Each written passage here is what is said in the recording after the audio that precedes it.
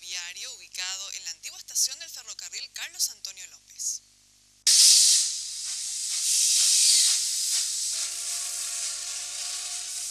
El sonido del tren a vapor dejó de oírse en la antigua estación de Asunción hace ya más de 15 años, cuando se dio por finalizada la frecuencia entre la capital y Pacaraí. No obstante, la histórica estructura alberga reliquias de los años de esplendor del tren en el Paraguay.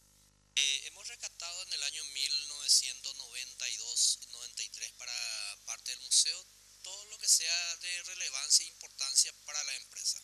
Sean los relojes, cajas fuertes, telégrafos, documentaciones, fotografía, calculadora, máquina de escribir antiguo.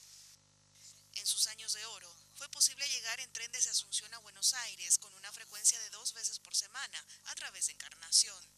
El museo aún conserva los billetes para los diversos destinos, muestra de los asientos acolchados de la primera clase y los de madera donde viajaban quienes solo podían pagar los billetes de segunda.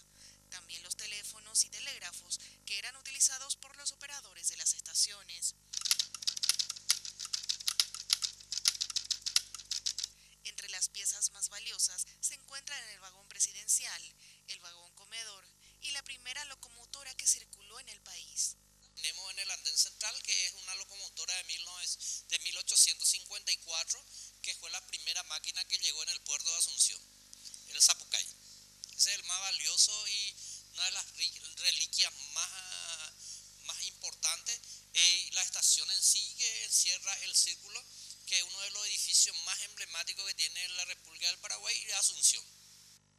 El Museo Ferroviario abre sus puertas de lunes a viernes de 8 a 16 horas y los sábados y domingos de 9 a 13.